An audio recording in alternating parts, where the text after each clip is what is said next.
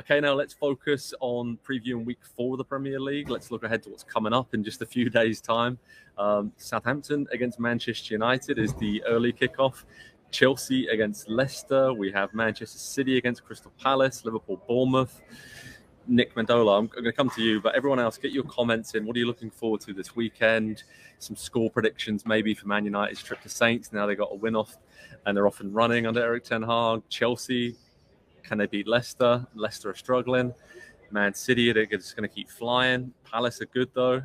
And then Liverpool, can they get their first win of the season in the 4th time of asking against Bournemouth? But Nick Mendola, Yes. What are you looking forward to this weekend, mate? That's my first answer. That's the lock. If Liverpool doesn't win this weekend, my head might literally explode. And that's nothing against the Cherries, but you're going back to Anfield.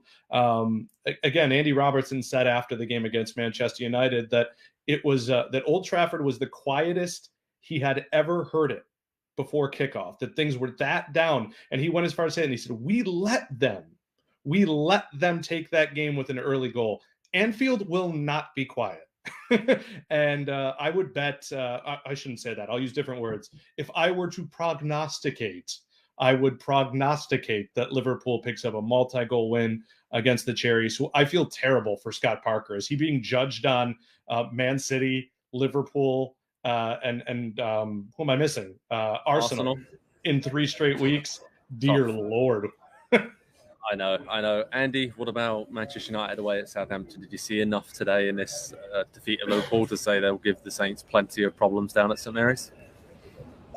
I think it's going to be a really fascinating experiment to find out how they're going to play against a team that's not Liverpool. I think this is going to be the formula against the other big 6 sides for United this season, because 1, we've seen it work, and 2, I just think it's the most realistic approach. But when they have to go to St. Mary's and they've got to, with all due respect to Southampton, they've got to control the game and dominate the game and take the team to the opponent. What's it going to look like? Because we saw them try to do that for 2 weeks. We know that Ralph Hasenhüttl likes to press a little bit. He knows that we know that he'll put United under a little bit of pressure. And if they apply a little bit of that, are United simply going to fold again? Is Casemiro, I think, going to be ready to start? I think is going to be really important, because then we get to finally see this team start to evolve into what it's going to become. But I look at everybody else, especially in the midfield, Howard, and I guess the defense as well, because that was where the real problems were playing out from the back. Is, are they going to have the same issues,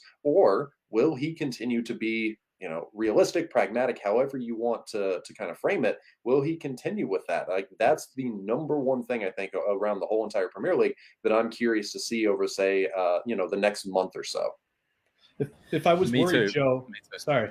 No, I was to say, if I was Saints and I was worried a little bit about how I'm going to attack them, I'm thinking with Maguire out, I feel, and I hate to pile on, but I want to have Kyle Walker-Peters and Moussa Djenepo and these guys lumping balls towards their center forwards and asking him to deal with them, because that's where he struggled at. A great ball player. Maguire is still a good passer, but he struggled with there. And what's interesting to me is Saints, Joe, you'd be the one to ask this, but I think they've played a pretty much a different midfield except for Lavia and Ward-Prowse. He's been trying to find the right mix of in there. And, if Romeo goes back in there, is Casemiro, are we going to see a fist fight? I don't know. But I want to know what Saints are putting out there, and is Casemiro ready to start? Well, Chris and Brenda Ramsgaard just simply say up the Saints, so that's something I can get behind as a Southampton native.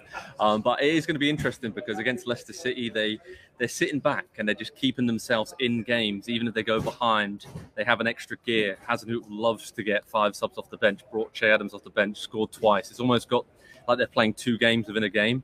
Of course, it's a step up in class for the players that Man United have, the individual quality. But Saints, as Andy mentioned, they have the high pressing in their system that they can do, and they really can pull that off well. We've seen over the years, but also they now have a slightly more robust nature to them. And Bella Kotchap, Lavia, Bazzuno, all the good young players they brought in, and they could cause United some problems for sure. It'll be a totally different game. Looking around at other games, keep an eye on Forest against Spurs. Forest, as we all thought, sneaky good. Spurs, though, perfect so far, Andy. They're looking okay, but tough to go to the City ground. It's a great atmosphere there. Arsenal against Fulham, London derby. The Gunners, again, they're perfect and looking really, really good, with Gabby Jesus leading the show for Mikel Arteta. And Brighton Leeds, 2 teams who could have an outside chance of maybe pushing into the top 6. Who knows? They're going to ride that early season momentum. Lovely teams to watch. High pressing, one of them. Brighton, bit high pressing, but lovely flowing football as well. So some really good games this weekend. And Nick, he's flapping his arms there. So good. He loves the Seagulls. He loves the Seagulls. But some really, really good games coming up across the Premier League this weekend.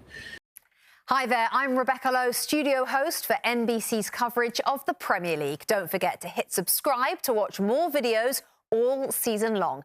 For even more Premier League content, from original series to live matches, head over to Peacock and be sure to tune in for Premier League mornings every weekend on USA Network and on Peacock. We will see you over there.